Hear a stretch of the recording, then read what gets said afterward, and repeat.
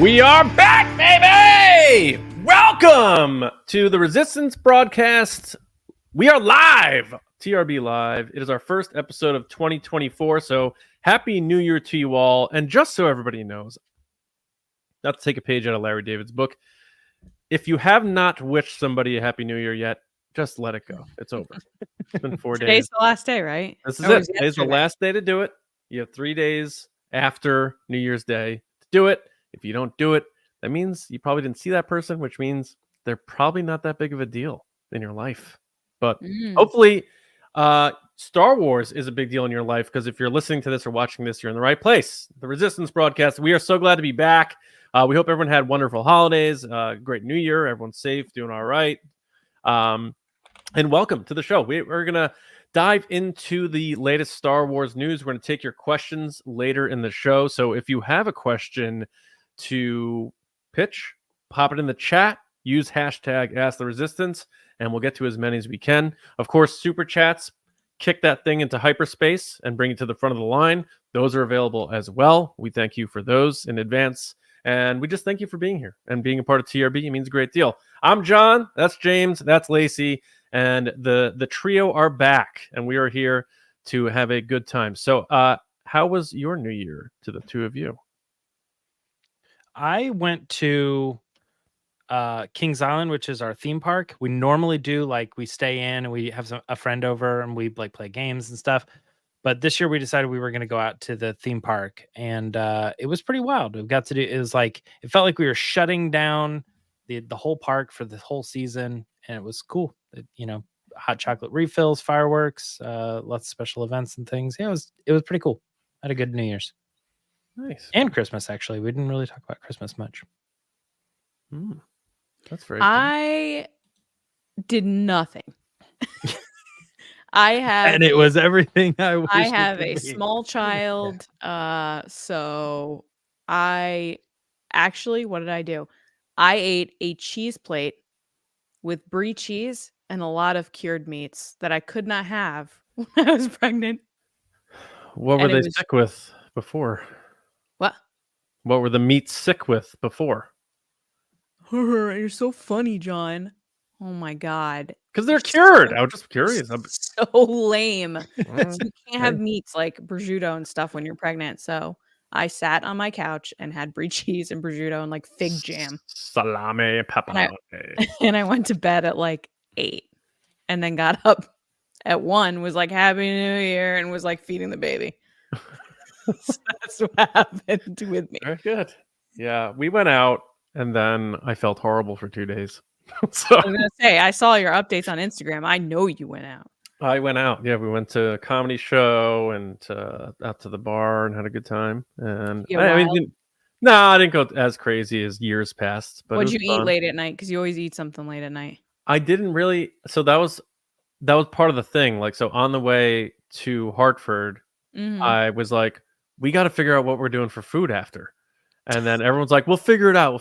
And like, it never happened. So I'm like sitting there trying to eat like a little bag of chips I had or something. It wasn't good. So I have a lot of stories from when I was in my 20s where I got stupidly drunk.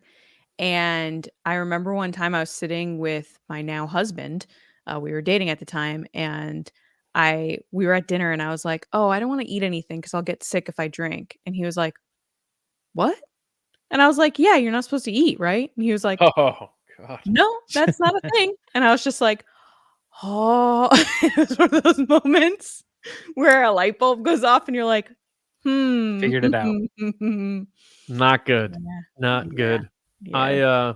I had sushi for dinner tonight, and I feel like something might be happening. So what does that mean? I just had a sushi burp. You both need to be careful. You're talking like that. James had hot sauce right before this.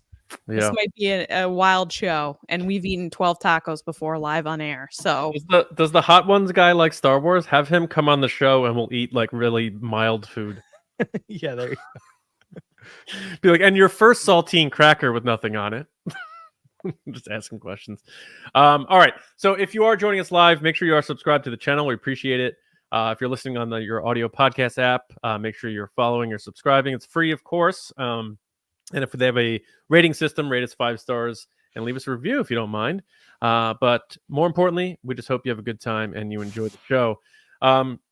Now, we are going to announce our giveaway winners that we announced on our holiday special show in just a bit. But before I do that, this might be old, but I know that people love Ewan McGregor and they love Hayden Christensen and they love when the two of them are together. And I saw this clip and I sent it to these guys, and Lacey was like, that's like a year old, right? And I was like, I felt like such a cool kid. I was like, I saw that like 8 months ago, John. So like, are you gonna let them know it's old? And what did I say? I said, I don't care. You literally were like, okay. Because I was like, I just saw don't it want today. people to know that it's old. Yeah. That's when you get a new to you car. It's like, yeah. Yeah. Like I just had to get. Is that what you're saying? Because I bought a pre-owned vehicle? I didn't mean to bring up anything. Because I got T-Bone, bad, John. James. What a soulless person you are. Okay, can I just tell What a joke. John didn't lead with the big moment from that car accident, by the way. I What? found out later the big moment, and you didn't mention this last time you told this story. The woman wasn't wearing pants when she got out of the car. Yeah. She's not wearing pants. That's right. He buried the lead in that story of getting T-boned. Yeah. Which obviously it's terrible. But the fact that this lady got out of her car without pants on and was like, I have no pants on, and then had to put pants on. I felt like that was like a very important detail, because when I went over to John's house to drop off some Christmas cookies, his wife was like, yeah, she wasn't wearing pants. And I was like, I'm sorry, what? Yeah. No pants. She also peed her pants. That's why she wasn't wearing her pants. Yeah. And I feel like that's an important detail. And I'm allowed to say it because I wasn't involved, so who cares? She was also one of those people that puts Christmas lights on their spare tire of their Wrangler. So who knows what's going on with that And one. now everyone knows, mystery lady, that you peed your pants. Yeah. Yeah. Goodness. And good luck with your increased insurance premiums, you jerk. Please use your stop signs, ladies and gentlemen. Or at least look. If you're going to roll through, at least look. Good Lord. You don't want to. I mean, she holdoed me. I got holdo maneuvered. That's what happened. I think she was so distracted that she was Everything went silent for 2 seconds. and then wasn't wearing her pants. Yeah. That she just was like, stop signs? What? Well, anyway, the Ewan McGregor thing. So this fan spots Ewan McGregor, and he has this hat that's already signed by Hayden Christensen. So he shouts to him, and he stops, and he gets it over to him. And he's like, can you sign it? Hayden already signed it. And then Ewan grabs the pen and he's like, can I sign it above him? I'm trying to get the high ground on him. And I just thought that was really funny that, they weren't together. They didn't sign at the same time, but because Hayden signed it first, Ewan was able to sign it above him. So I wonder if Ewan won't sign something unless Hayden's already on it, because he doesn't want Hayden to high ground him in return. So if you want, like in the wild, like if you pay for a Ewan McGregor autograph, you get it. But if you're out in the wild, like you may have to fake a Hayden Christensen signature to make sure he gets the high ground on you. It's just, I don't know, it's just a thought. But I thought that was really funny because he has a good sense of humor about it, and he's referencing the movies, and people love seeing that. And I got a kick out of it. I would like to see the day he like thought of that joke, and like in his head, and the first person he like pulls it on, because I don't think it was that clip. No, I probably imagine not. he's used it a couple times whenever he sees Hayden, because it looked like he was even kind of looking over the hat to be like, wait, where's Hayden? Because I gotta I gotta do this joke that I've got in my reservoir. He's always really good with fans, though. I think he honestly, John, would sign it no matter what. I don't think he would not sign it. But I just love when people that have been in Star Wars are just so friendly with fans and they're willing to be really nice. I still stand by that one of the nicest people ever is Mark Hamill. And that's why it makes me so enraged when I see those videos of like people treating him very badly and like hitting him in the face and stuff with like, it's so ridiculous. He was so sweet to me when I freaked out at the airport to him. Oh, like, you met Mark Hamill? Can you tell us that story? I've told that story a billion times, but like straight up sweating. I don't think I've seen that tweet go around. Like, what's your fangirl moment? I was like, I wish I got this on camera because I turned into a different person. Like, I've been watching Modern Family recently, all the seasons, because it's something that's easy to watch. And there's an episode where Sofia Vergara's character, Gloria, freaks out at this person and like can't talk. And I was like, that was me right there. Yeah. Well, hey, still happened. Still cool. Yeah. All right, here's the deal. We have 2 giveaways to announce. Then we're going to hop into the news, including a bunch of things about the Ray movie, Adam Driver, some cool stuff. But Adam first, Driver was at Disneyland today, and I've never wanted to Really? see pictures of him in the happiest place on earth before. He's 'Cause like he's on Alice in so Wonderland, like in the Yeah, he's little so car. big, and he always talks about how big he is, that I just think it would be so funny to see him riding, like, little kid rides with his kids. Mhm. I'm sure. I mean, he seems like a private guy, but I'm sure people snapped photos. So I'm sure TMZ will get something Yeah. on that. I would They think said it'd he be was funny. wearing Mickey ears. It'd be funny to see him wearing Mickey ears, but him having his hair pulled back too. So it's like that. Do you think he can hold a whole pretzel in, like, one hand? Because his hands are so gigantic? All right, let's calm it down. I'm just saying they are. All right. He says that. That's not a normal comment. He crushed a wayfinder. Okay. That is a well. People if thought his- it was a foot. Yeah, I was gonna say if his hand is mistaken for a foot, that's a pretty big hand. Oh, fandom is amazing. All Also, right, we we have talked two about- giveaways to announce, and Lacey Gilleran is going to reveal those right now. Yeah, and it's not a picture of Adam Driver's hands. All right, so we have some great prizes. First of all, you guys are awesome. Thank you for entering. Don't worry if you don't win. We're gonna have plenty of giveaways. I have I'm pointing so at the many winner right things. now. Oh, I was about to say you're pointing at me, but it's because I'm looking at the camera. Oh, well, All right. she's firing on all cylinders, folks. She's back. All right. First up is our first prize is the electronic Ahsoka mask, Mission Fleet Fulcrum T6 Jedi shuttle, and Ahsoka Tano 12-inch galactic talking action figure. So it's like an Ahsoka prize pack. And the winner, who someone had to follow and retweet with the episode tweet and let us know what their favorite part of the episode or what their favorite moment in 2024 was, right? Mhm. Is Derek Clark at Derek on X. Woo! Congratulations, Derek. I don't know what he said because now X doesn't let you see things unless you're logged in. So I apologize if someone wants to bring it up. Derek He said loved linking back to Thrawn as well as some of the exploration of the character origins. Oh, very cool.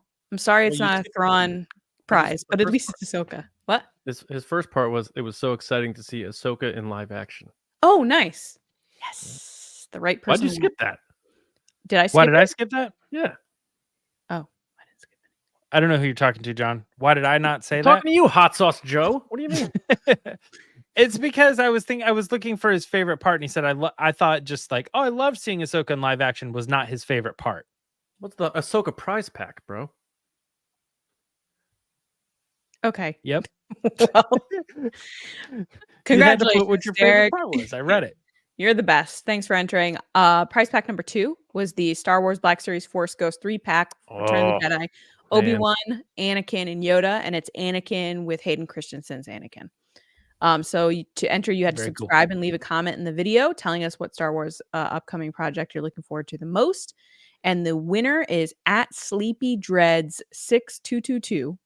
Who said, "Hey TRB, I just want to say I appreciate you guys and the content you bring every week. As a truck driver, you guys help me get through the miles in the everyday hustle." Oh my god, that's so awesome. Cool. The thing That's I cool. look forward to in 2024 is the Acolyte. I'm looking forward to being able to tap into some more mythos of the dark side and the Sith during a time that has not been too explored yet.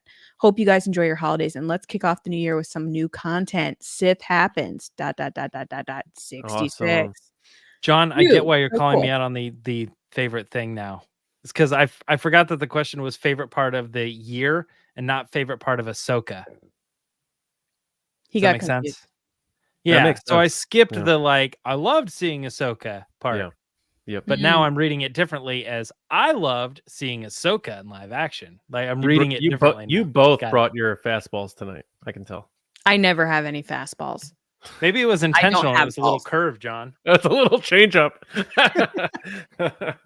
All right, cool. Congrats to the winners.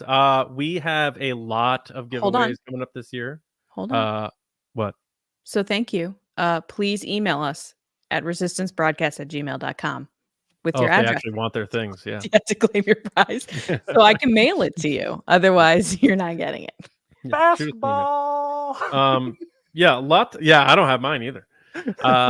we have a lot of stuff to give away. We have a lot of giveaways that we'll be getting to this year. So if you didn't win, keep trying.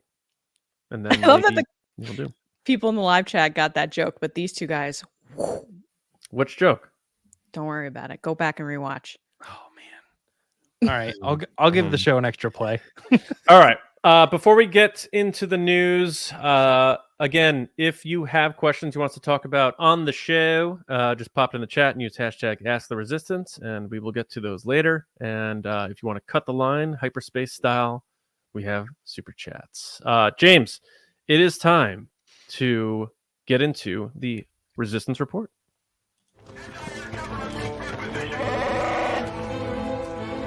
It's the Resistance. We got a couple things to talk about this week for sure. And the first one, probably the most exciting right off the bat, is all of this talk about the Ray movie. Director Sharmeen Obaid, right?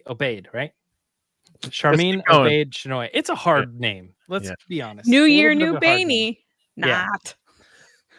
Oh yeah, Obaid Chinoy. Obaid. Yep, Chinoy.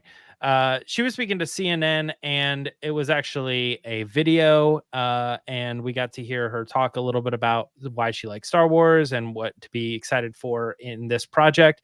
And we do have that. I am going to pull it up right now so we can watch it. You know, I'm very thrilled about the project because I think what we are about to create is something very special. And we're in 2024 now. And I think it's about time that we had a woman come forward to shape the story in a galaxy far, far away. When the Star Wars announcement came out, you posted this on Instagram. You said this, quote, "I have always been attracted to the hero's journey. And the world definitely needs more heroes. The blueprints of the heroes we see on screen are rooted in reality."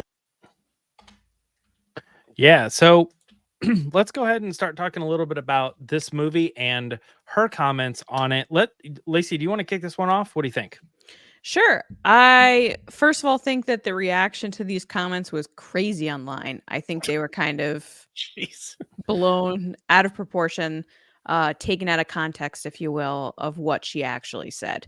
I think everyone was freaking out, being like, oh, what about Kathleen Kennedy? What about this? What about all these female characters in the movies? What are you talking about? She's talking about her involvement as the director, as the person that's running this production. That's what she's talking about. Because if you look at previous movies and other projects, it's Jon Favreau, it's Dave Filoni, it's, I'm blanking right now, J.J. Abrams, Rian Johnson. Not women. So she's saying it's exciting to be a part of a big moment in Star Wars history of being a woman that's running the project.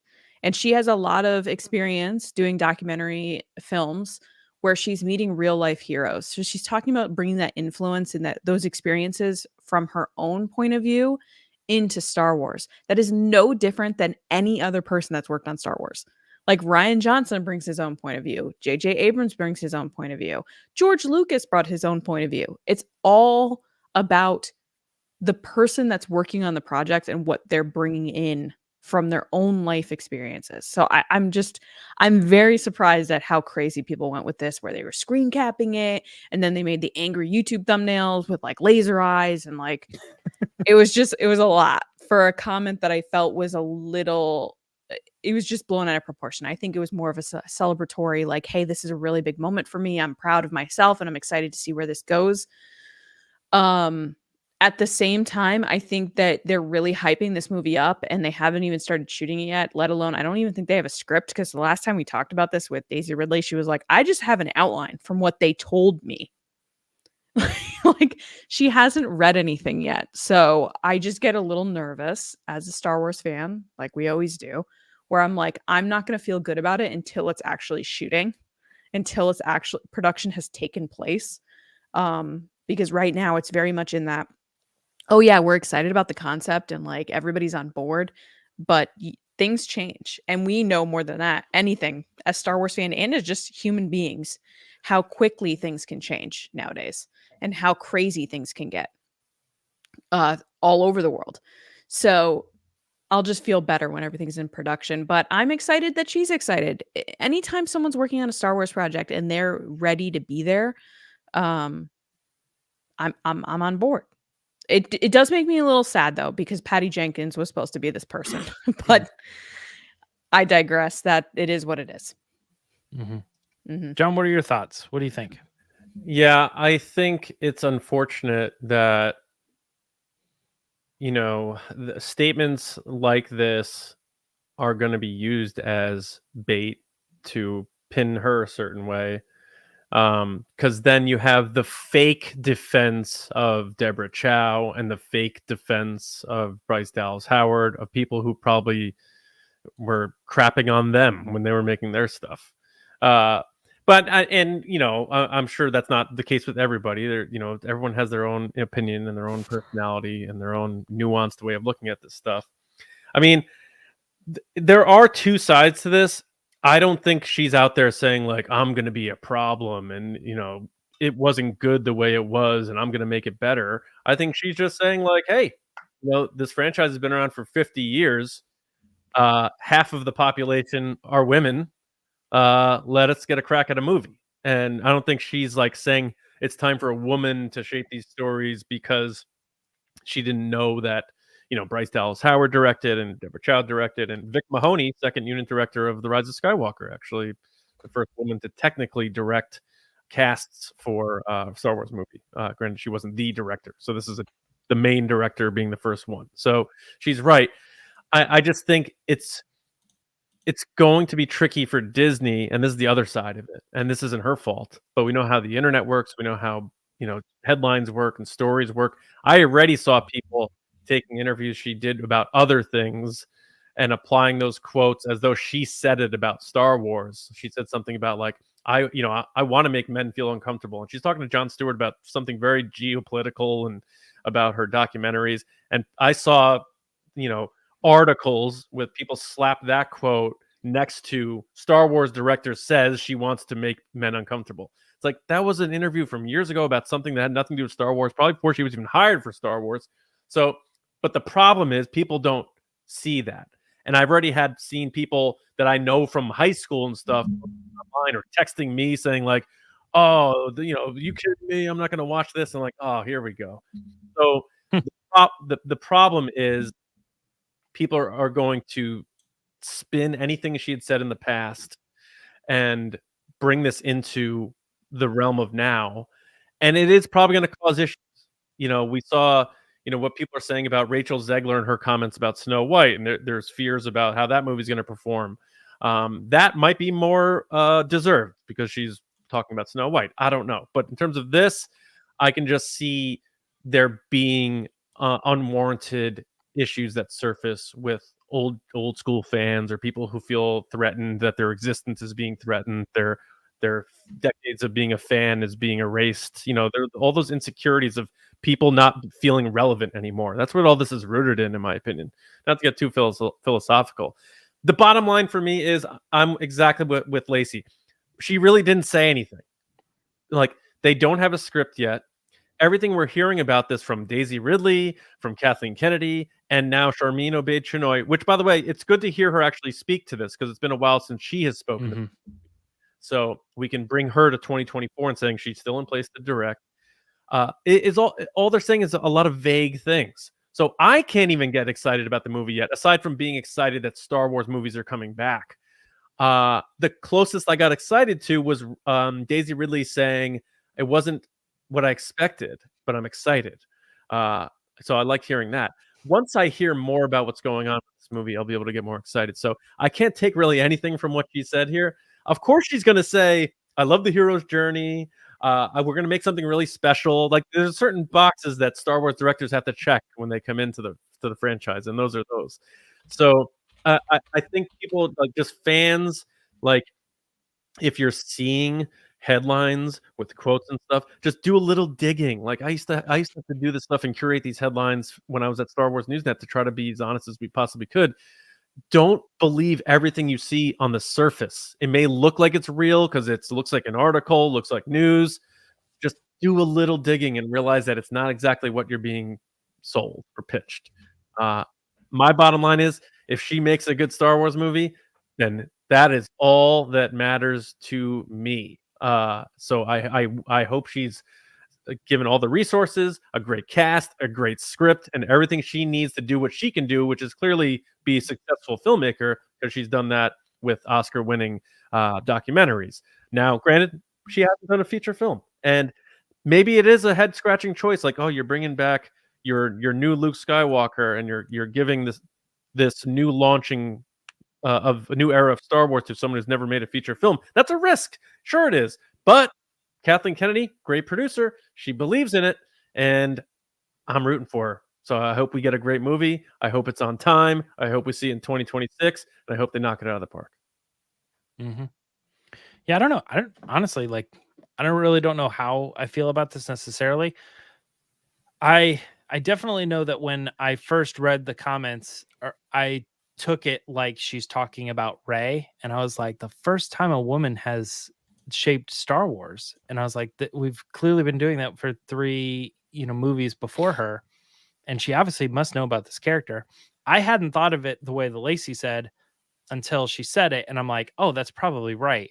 But it still does kind of raise a question for me. I'm like, but Kathleen Kennedy and Michelle Rejwan have been shaping Star Wars for years now.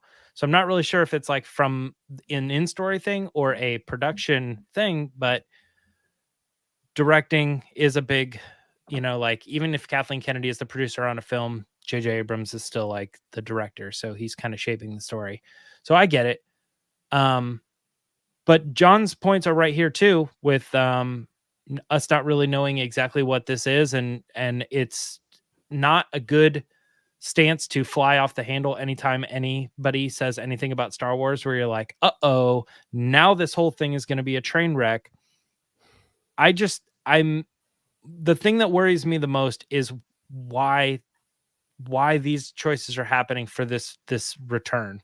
And maybe Kathleen Kennedy isn't looking at it as a return. She's looking at it as, now that we're 5 movies deep into Star Wars, let's start making these choices. But it feels to me like this is the beginning of the new era, and this is the first movie you're stepping off with. And it just feels risky to go with, a not very, I don't know, formal director. Like, she hasn't done a lot in that field as far as feature films. She hasn't done a feature film. Right. Yeah. And then obviously this person has some controversial topics, but I don't know. It just feels, it feels like a risky move. And I'm like, I just don't know why Star Wars has to be risky all the time. It doesn't seem to necessarily be working. Maybe it is. Me and John, we had that conversation a couple weeks ago about how, like, when you're thinking about these franchises that are still trying to hang on to what was successful about the first one, Star Wars probably does it better than any of them. So in one way, Star Wars is still doing very well. But I don't know. I'm of the mindset, like we all are here, is that at the end of the day, the movie will be determined for me whether it's good or not based on anything leading up to this. But what worries me is that everybody else's opinion will be shaped by the lead up to it. That setup, that hype, or whatever, the baggage that's going into the movie. And I'm like, I just don't want that stuff. I know I can handle myself in the theater, but I don't want there to be drama or a preconceived notion that I'm already going to hate this when people sit down in the theater to watch it, because it was written by this or directed by this person who 8 years ago said this thing that was taken out of context or whatever. Or maybe it wasn't. I don't know. Whatever it is, we're not checking baggage at the door. So that is what worries me from a Star Wars. There's also people that are just going to hate it anyway. Well, I get that, but I'm saying I just don't like the fact that people are going to hate it already because it's a woman director or something along those lines. And I'm like, dang it, man, that sucks. I just want it to be hate it if it's a bad Star Wars movie, which people will say it is, but they say that about movies that I like in the new Disney era of Star Wars. People say Star Wars is bad all the time, and I'm like, I don't think it is, man. I think you have these other thoughts, but I don't know. But that's just me. Anything else to say about the upcoming Rey movie and these specific comments? I hope it does start filming this year. Yeah, Great. yeah. I want to hear I like. a little like. I hope they're not too secretive about it. That's another thing. I want to hear like they gotta engage the audience, and whether it's old school people or new school people, and be like, what? How are we gonna hook them in? And I want to hear the hook because everything I'm seeing is like New Jedi Order, and like fans think it's called New Jedi Order, and I can't wait till they Right. release the title so we stop hearing New Jedi Order because that sounds like the most boring title on the planet. Like, I don't want it to just be Rey building an academy and being like, here we go, now we're gonna make the Jedi Academy again. Like, the hearing Daisy say it was unexpected. I didn't expect, it is interesting to me. But she, like Lacey just said, as of 2 months ago, Daisy Ridley said she hadn't read the script yet. So it's, I just want to find out. Give me something. Give me the premise, and then let's get rolling, and hopefully we see it on schedule in spring of 2026. Yeah. You're No, right May. Does that count as spring? Yeah, spring. You're right that I hope they're not secretive because I feel like I want to hear more from these people. Even like usually like when an actor gets cast in a movie, they're asked about it, like everything, for you hear them talk about it a lot leading up to that point. But this is like the second time we've heard this person talk about Star Wars. So it's like, and that was on stage when she's there, like, hi, I'm the person. I'm excited to start this new journey. And it's like, that's not really a comment on whatever. This is like the first time we've heard her say anything about the Star Wars movie. If I'm not mistaken, just off the top of my head, but we can move on. We do want to talk a little bit about this Adam Driver clip that was taken from the Smartless podcast. I also have that pulled up if we want to go ahead and take a listen to that. Yeah. That is, nope, that's the wrong button to click, James. It is this one right here. Is there any more talk about more Star Wars stuff? Like, oh boy, look who's back. Yeah, they're doing stuff. Yeah, but not with me. I'm not doing it. You're done because of the character stuff. Yeah. All right, but wait, did you? But would you? but if you did, what character do you think you might play? But if they came to you tomorrow and if JJ was really nice about it.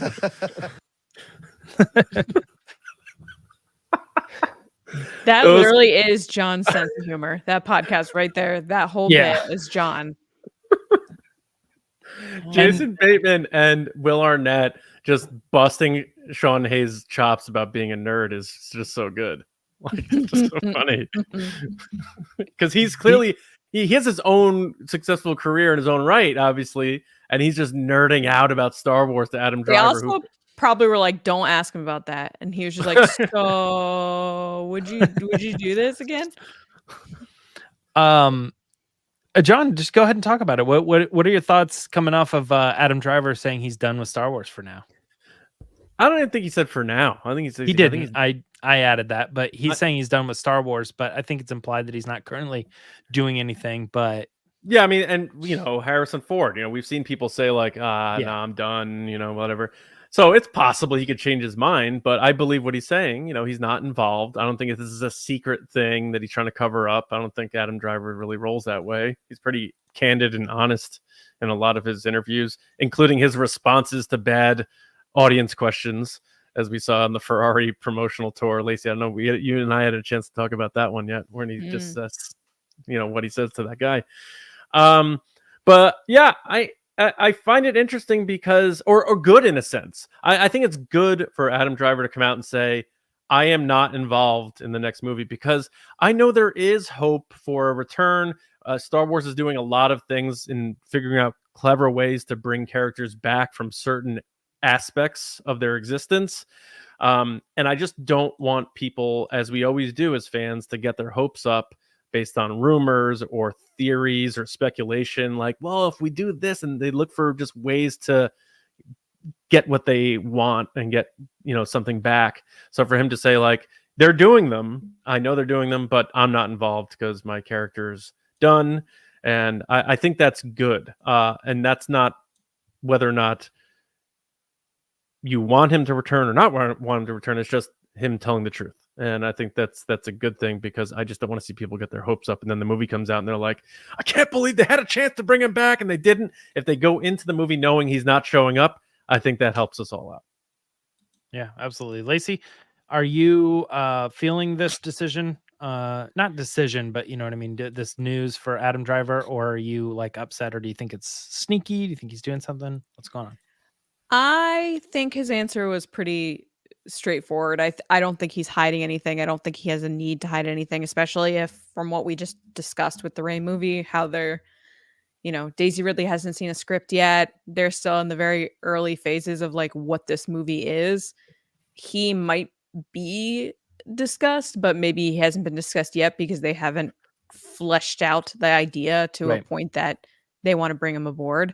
I think that he had a very interesting experience with Star Wars compared to other actors. I think that, he has a big group of people that really, really like him, and they follow him around and they support him in a way that he probably didn't expect. I think sometimes it can get a little crazy for him. He's discussed that before, how he gets like anxiety about it. So I think that Star Wars went in a direction fandom wise that he wasn't expecting, but that doesn't mean that I think he would turn it down necessarily. I think if the story was good, he'd show up. But right now, currently, like, his character died. Where is he going to go from here? And I think he was very definitive. Like, I'm done with Star Wars. The clip is funny though, because I would be Sean. I'd be like, so are you going to do it? And he'd be like, even if he gave like a not right now, I'd be like, so there's a chance, like, because everybody wants to see him return. His character was so great. And I think, I've said this 1,000 times on this podcast and just in general in my life. It's like, I don't feel like the character got good closure. So to have him come back would be really cool, but it would have to be done in a good way. So that's where I'm at. I think he handled it really well. He has a great sense of humor. I shared a clip a couple weeks ago where he was on Kelly Ripa's show and he's talking about babies because he has a kid. We talked about it here on the podcast and about how he was just like, babies suck. And I straight up laughed out loud because I feel that way. Like, you love your child, but they do kind of suck when you're like feeding them every 2 hours and doing all these things that you're like, oh my God, I haven't slept in forever. So I feel like he has a very hilarious, dry sense of humor that really shined in this moment, especially because he's just like, no, absolutely not. And he's laughing along with them. But I would love to see the character come back. I'd love to see him play Ben Solo again. He didn't get to talk for the last third of Rise of Skywalker. Like, he's such a good actor. I want to see him play that role, but it has to be done in the right way. Not that these are like Oscar-winning films, but like I feel as if you gave Adam Driver that moment as Ben Solo to drop a couple lines and really like lay something out that could have been like that moment of the movie that really like was his like Oscar moment for that movie. You know what I mean? That big the monologue or scene. Something about who he is. Just something. Yeah. About like why he made the change, why he came back or something. You know what I mean? Something along those lines that could really pull at heartstrings, and it just didn't get to happen. But I also think that he did act the hell out of that part where he's like Ben Solo and he's fighting the Knights of Ren. Mm-hmm. Like, his facial expressions, his physical acting, like he did. And we know he did all of his stunt work. He did do all his stunt work. Our buddy told us that. And come back. He's such a good actor, though, that if I feel like you guys mentioned, like, it was probably on the thing, like, don't ask him about Star Wars, and they went ahead and just broke that rule anyway and asked him about Star Wars, he would just know to be like, I'm not involved. Obviously, they're doing other stuff, but I'm not. You can't involved. Be in Star Wars. You're going to be asked about Star Wars for the rest of your life. It's I saw this old interview just yesterday where Ace Frehley from Kiss was on Howard Stern, and Howard Stern, he's there to promote a movie where he plays like a bartender. And Howard Stern's like, talk to him about Kiss. And the guy's manager comes in. And he's like, we have to leave. You can't ask him about Kiss. I'm like, what are you talking about? That's all this guy's known for. So I'm not saying that's all Adam Driver's known for, but you're going to be asked about Star Wars. Like Mark Hamill, Carrie Fisher, Harrison Ford, everyone gets asked about Star Wars. It's just how it is. Now, I want to imagine this. I'm indifferent on him returning. It actually would be pretty cool if they did it the right way. I'm very nervous about the returning from the dead thing because that opens up this can of worms where it's like death really isn't important anymore or impactful. I do believe that in movies. So how do you feel about Ahsoka then?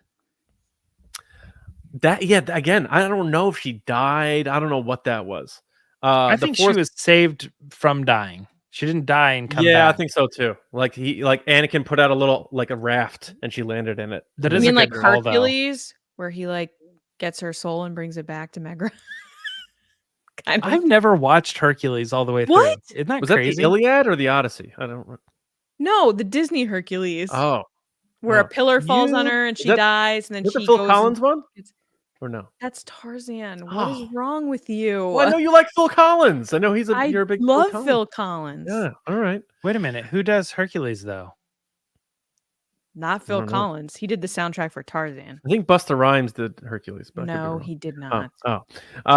So imagine this. Like, he puts out a couple more movies that don't do like that well, and I'm not wishing Adam Driver like ill will in his career or anything, but say like he's like, maybe I should come back and do like a blockbuster, and it's a celebration, and like the trailer hits, and then like the post like title thing, we see him with a lightsaber.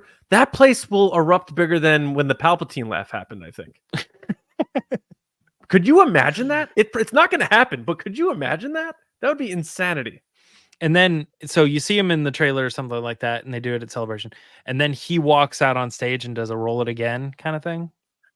He walks out on stage, says nothing in the spirit of Ben Solo, and then leaves. I think people would lose it. Me included. People would lose it. Yeah. And then the movie would come out and people would be like, I can't believe they brought him back. But yeah, exactly. Worst Star Wars movie ever. I can't believe it. We're doing the wrong thing though, and we're building up hype for something that we all three just agreed isn't gonna happen. I just miss him. I miss him. Yeah, I know. Well, maybe a little Force Ghost one day. Would you be okay with that or no good? Force Ghost Ben Solo? Is he gonna actually talk, or is he just gonna stand there? That would be creepy. Like so that's like, I love Hayden Christensen, but whatever George Lucas had him do as the replacement for Sebastian Shaw at the end of Return of the Jedi, Hayden Christensen, he doesn't say anything. Neither does Yoda or Obi-Wan, but Hayden Christensen looks creepy. I think he looks cute. He's doing this like little like boyish like hee, I'm standing here. Oh, he does the lowered brow thing, like yeah, he's like looking down, but like being like, oh shucks, I'm a ghost now. He's like, oh, Padme. Like, that's how I take it. Oh, Padme.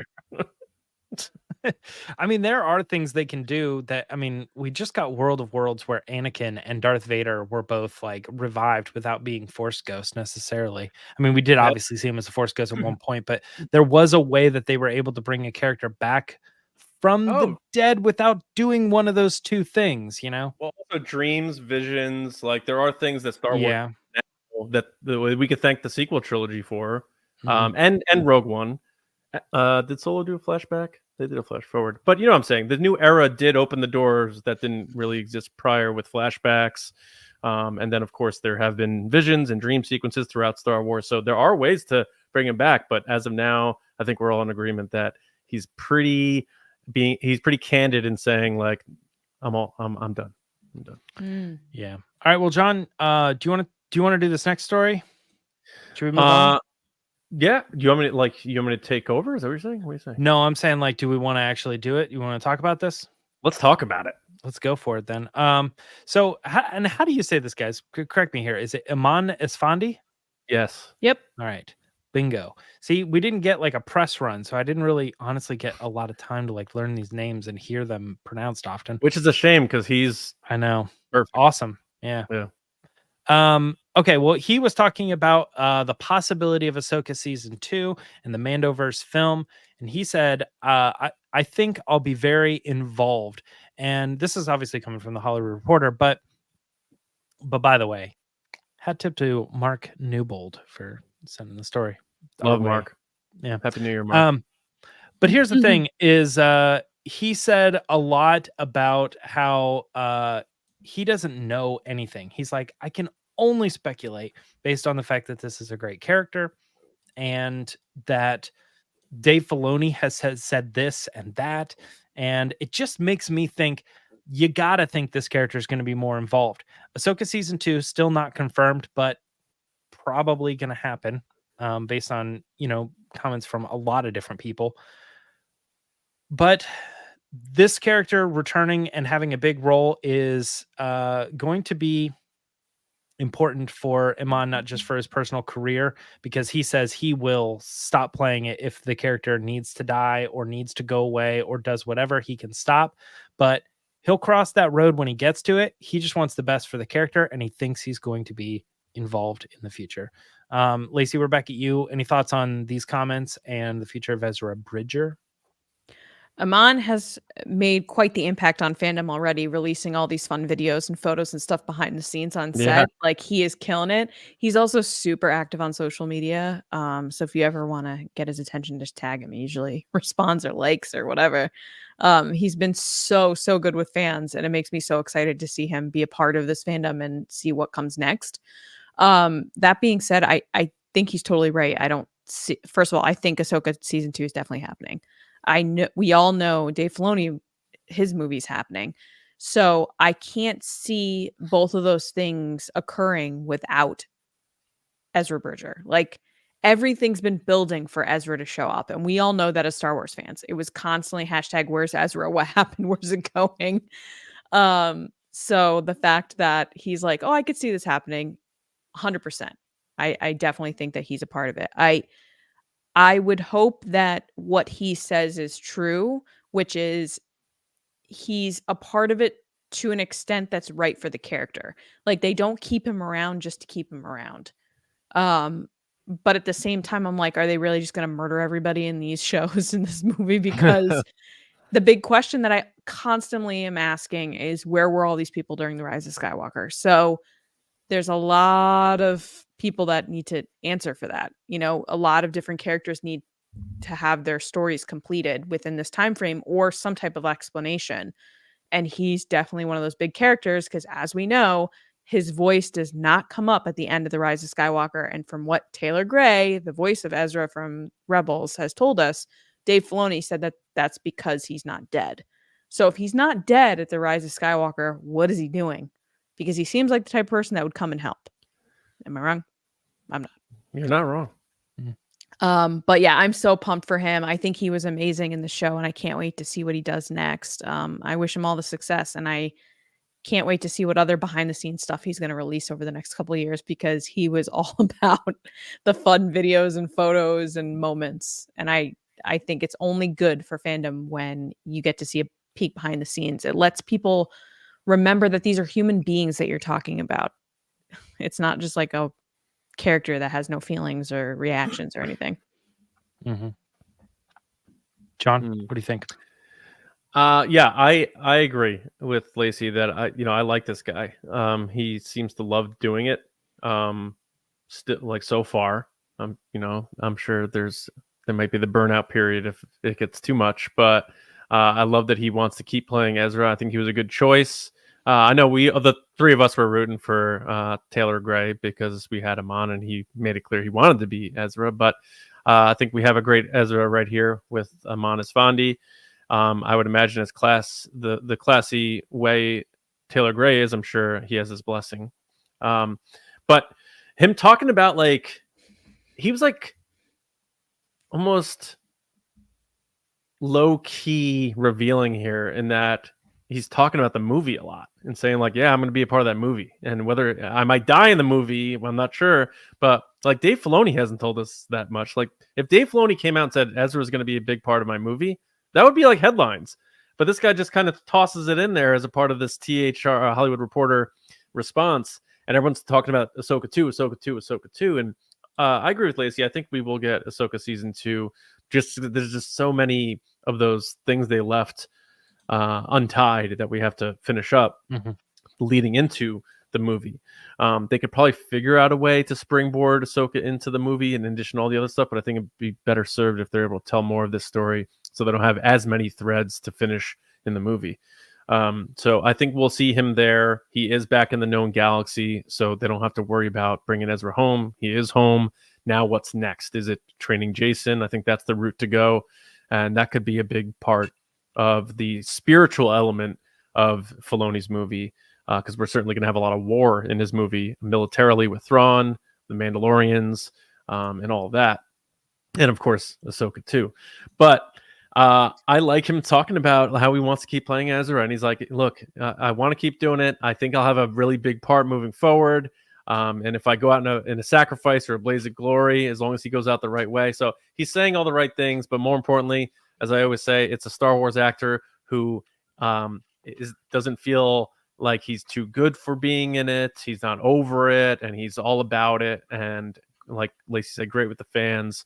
So I'm rooting for this dude, and I want to see more Ezra now that the whole where is he and all that stuff's over, and we can finally see him maybe take that next step as the Kanan in this group. Now that Kanan's gone and Freddie Prinze Jr. clearly has no interest in Kanan returning, and I believe he said he doesn't want to see Kanan in live action either, even if it's not him.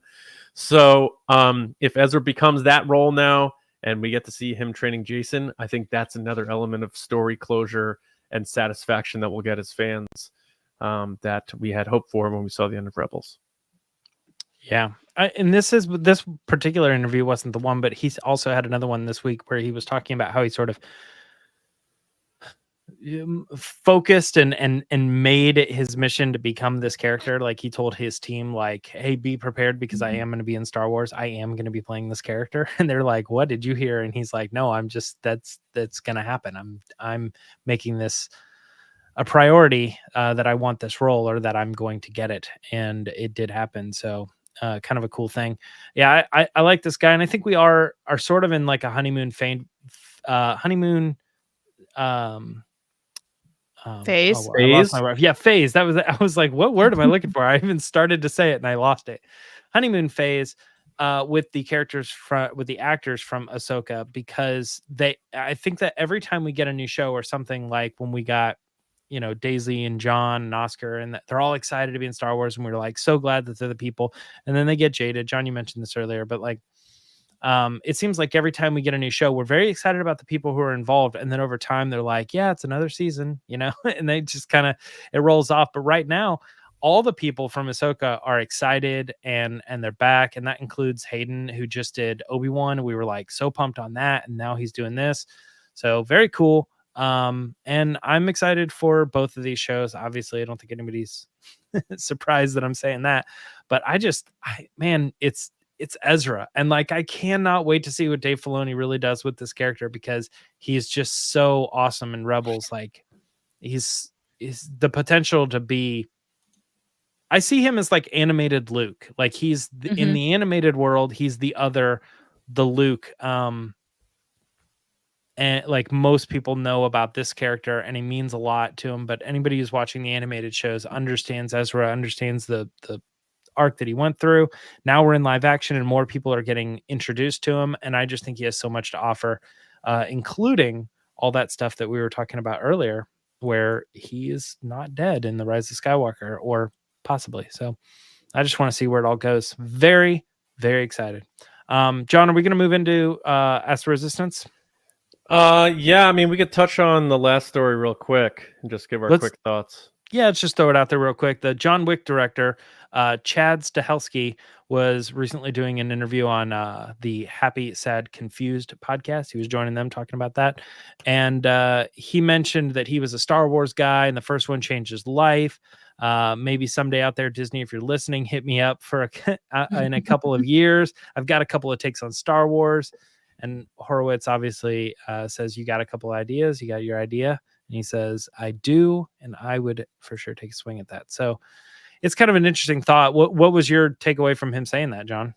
Well, it's just that this guy is a great story, because he started as a stuntman, and he was actually the stuntman who filmed the rest of The Crow as Eric Draven after Brandon Lee was shot and killed by the faulty blank. And I'm sure a lot of people know that story. Tragically died filming The Crow. He finished a lot of the live stuff, and they put his face onto his. And then he goes into, and then he, becomes a filmmaker Great story there. And then he blindsides everybody with this movie, John Wick, that people are like, oh, what's this? Keanu Reeves action movie? Okay. And then everyone just falls in love with this movie. And it's like, holy cow, now it's a mega franchise. He's filming in Wadi Rum. He's doing this like stuff like J.J. Abrams would be doing. So it's Somebody such a great story. Understands the action element of movies is now directing and has the power to be like, no, it's you have to do it this way. This is what we've all been wanting for years. The directors say won't work. And he's an underdog in that, right? Because he, didn't, start being a filmmaker. He probably had all those aspirations. So seeing him be able to create this and create a franchise in this era that isn't something that had existed for years, I would love to see him, get a crack at something. And hearing a director who's successful saying they want to do Star Wars. Anytime I hear someone say that, when they know what the climate is and they know what the recent history is with directors in Star Wars, saying they still want to get in there and do that, I think is awesome. That's all I got.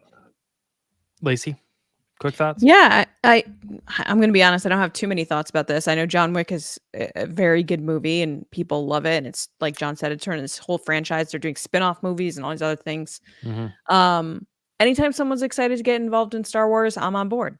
I'm all for it. I think that anything where someone has excitement and enthusiasm, it's hard not to feed off that energy. So I would hope that Lucasfilm would give him a shot. But as we've seen so far with Lucasfilm in the past few years, if you do put it out there, they'll usually at least have a conversation with you. So best of luck to this guy.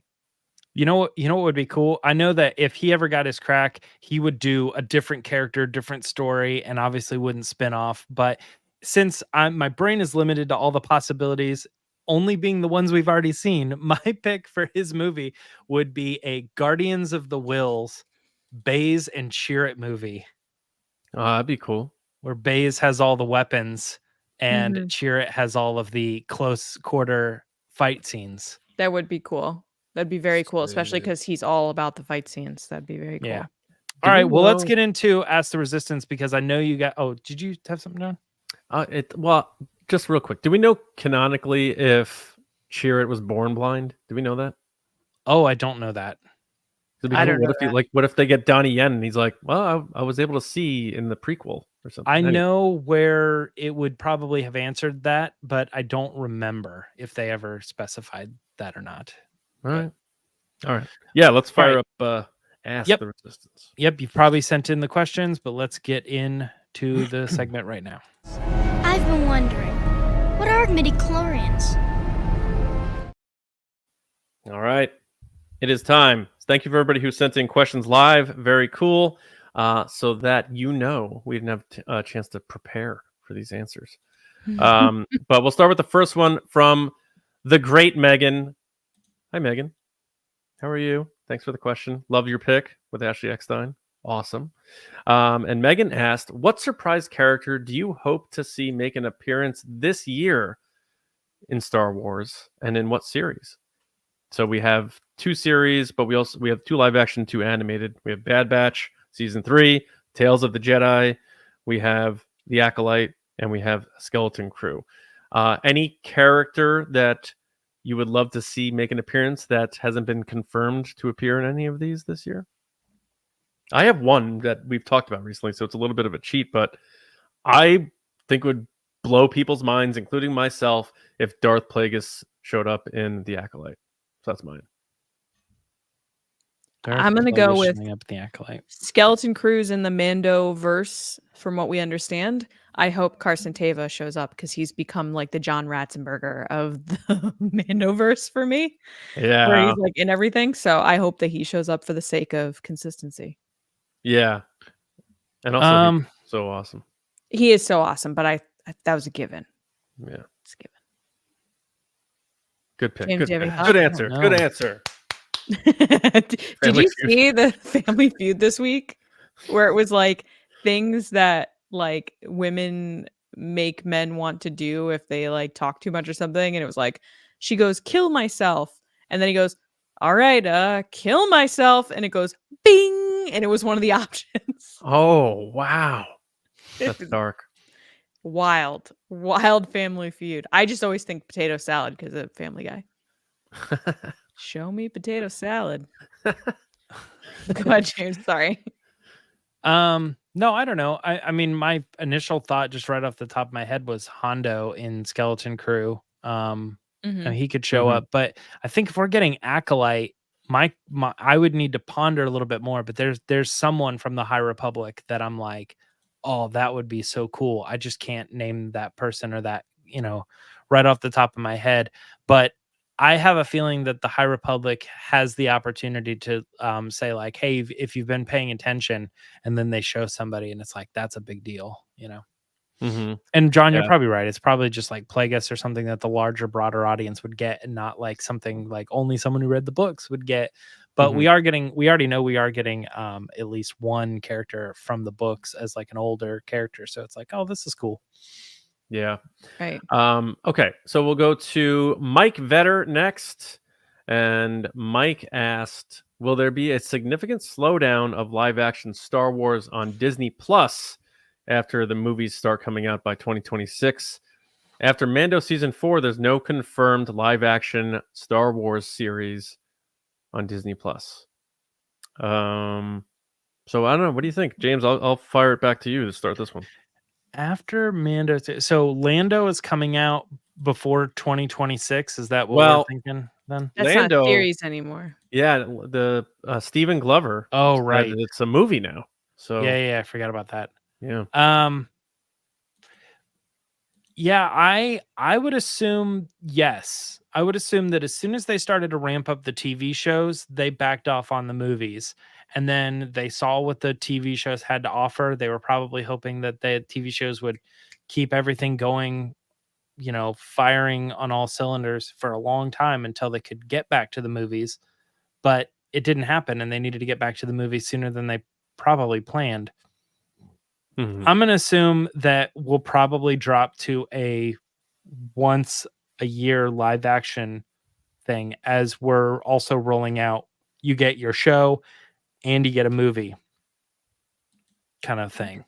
Whereas like right now we're rolling in like 2 or maybe even 3 shows live action a year. Lacey, what do you think? You think they're going to flip the script and go a little bit less with the live action series?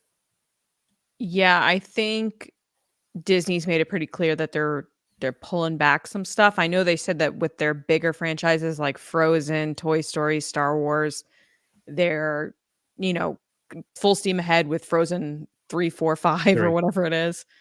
No, but they also announced a 4 and a 5, I believe, for Frozen. You might be right. Oh, really? Yeah. Jeez. Yeah. I didn't hear that, but it doesn't surprise me. I think the comment you're talking about was Bob saying that no more sequels unless the sequel can stand on its own as a movie. Sure. But I think also they're rethinking their Disney Plus content is something that Bob said when he kind of took over again from Chapek, because Chapek was like, we're doing all Disney Plus. So it's going to be interesting, especially because they're restructuring with Hulu, like how that programming structure is going to work out. Like, are they going to put more Star Wars into the movies? Because I think they're seeing the same thing with Marvel as well. It's like they're not getting the reaction they want, with the exception in Star Wars for pretty much Mando. I would say Mando across the board is getting the views that they want. But I think they're going to do less TV and more movies because they see money in the movies. But I also think that they're just overall going to do less Star Wars content. I think they're going to back it off a little bit and restructure and then announce new stuff. So for now, I think it is what it is, where we're not going to get anything past season 4 of Mando for the time being. All right. Yeah, I'm with you guys. I don't have much to add. So let's go to our last question. And it's topical enough because we talked about both characters in some sense. But Mike Rumore is next with us for our last question of the day. So thank you, everybody who sent questions. Sorry we couldn't get to all of them, but bring them back around the next time, and hopefully we can get to them. But Mike asked, do you think that when Ben Solo transferred his life force to Rey at the end of The Rise of Skywalker, that she will become pregnant and will have a child in the NEE Jedi Order movie? Now, Mike, I'm just busting his chops because he had a typo. He wrote NEE, which I think might be a better title than New Jedi Order. So I may just start calling it NEE Jedi Order. But jokes aside, what do you guys think? Do you think the Skywalker name lives on like Costanza? Lacey, I'll start with you. Woof. Okay, so I'm saying woof, not because this is a bad idea, Mike. I've heard people say this, and I think I understand why people consider this because there's a lot of questions of like what is possible with the Force, and it's kind of out there of like what could happen. For my own thought, I don't think this will happen. I think he gave his life force to her. Oh my goodness. That being said, I saw someone say something online that made a lot of sense to me, and it kind of put together everything that I thought of this moment, which was that Rey Palpatine went into that fight against Palpatine and died, and then Ben Solo gave his life force to her, thus the Skywalker lineage went to her, and she was reborn or came back as Rey Oh Skywalker. yeah, that's good. And I thought, wow, that is a clever way of saying everything that I, didn't enjoy about the movie, but it's done in a really well put way that, yes, that makes sense in a way that I didn't view it before. So I apologize. I don't remember who said it, but good job. Awesome. I do hope that Rey has kids in this movie. I've said this before. It was brought up at our Star Wars Celebration London panel, and it was one of those like big, like eye-opening, like, oh my gosh, I didn't even consider this. I think Rey has always wanted a family, and I think she would be a really great mom. So I want Rey to have kids. My only quick thoughts on this, and maybe this is too awkward or something, but I just feel like they wouldn't do that because the storyline feels very non-consenty. I agree with that. She was dead. Yeah. Yeah, it feels like she was brought back to life, and now all of a sudden he has given her this child that she never asked for. It's like this weird thing where like she didn't really have a choice in the matter, and now she has to have a kid with this person who I think she likes. I think there's obviously some connection there, but it's like this historical. But she has a lot of questions that he has. I know. I'm just saying. No, I'm saying she has a lot of questions. She hates him, kind of likes him, but she has a lot of questions. That's what I'm saying. Yeah. And I just feel like the prospect of somebody being like, well, no, she didn't choose it, but it was sort of like just given to her. Like she just has to deal with it. Like, not that it's dealing with it, but you know what I mean? I just feel like it's too borderline something.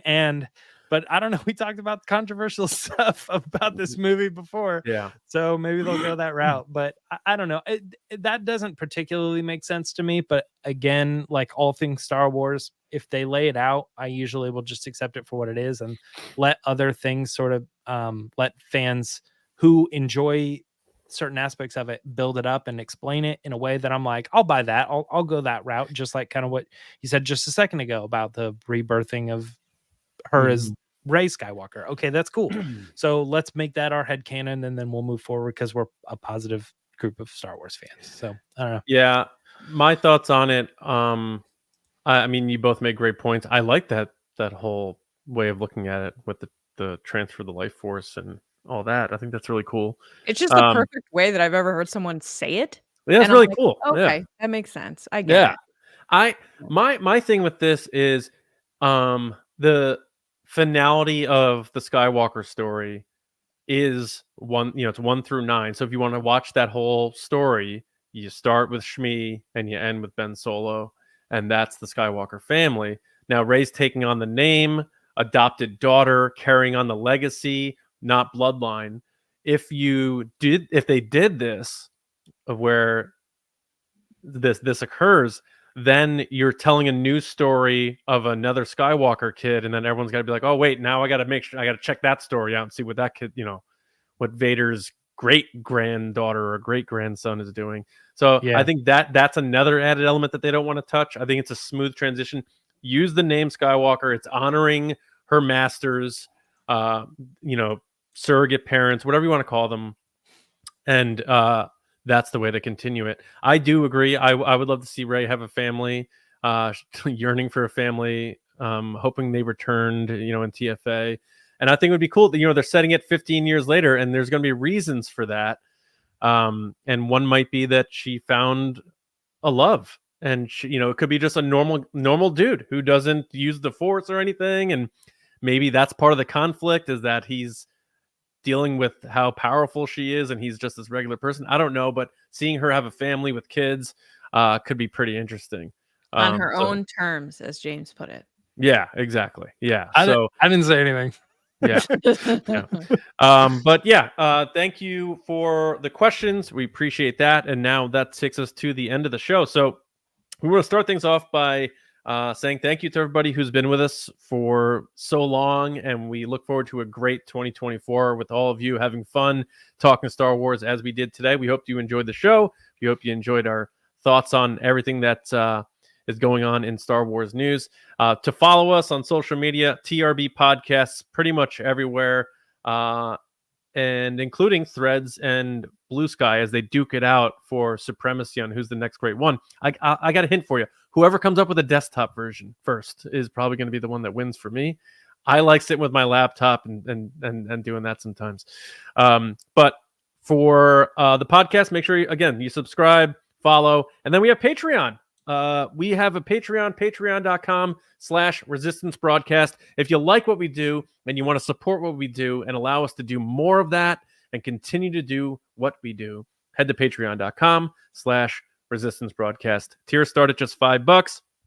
We have a lot in store for this year and next year, leading up to Celebration and the movies and everything as Star Wars heads for bigger and better years ahead. And we do have to say a special thank you to our generals and spice runners on Patreon. Carmelo, John RISI, Jetta Rosewater, Frank Grande, Nick Kratz, Chris Morales, Brian Smith, Matt Chitty, Danny, Mike Rumore, Brendan McLaughlin, Sneaky Zebra, Colin Cormier, Diana, and Dave Hornack. And the spice runners, David Probus, Neil Shaw, Kendall Gelner, Andrew Staley. How dare I, Andrew? I'm so sorry. Jeremy Myers, and the Fortworthian, and all of our patrons, all of our supporters, all of our listeners, however you like TRB, thank you so much. For me, Johnny Hoey on social medias and my movie pod, Just Like the Movies. Lacey, how about you? People can find me on social media at Lacey Gilleran. And it's Lacey Gilleran on TikTok. Sorry. Oh, the TikTok. Also TikTok. You can find me on TikTok social media nowhere. at Myra Trunks. Myra Trunks. That's right. All right, everybody. We will be back on Monday, where we're going to talk about what was the best style of lightsaber fighting shot between the trilogies. So we'll get into that. But more importantly, we hope you have a great weekend. Hope your New Year's off to a great start. And we'll see you all next time right here on the Resistance broadcast. See you around, kids.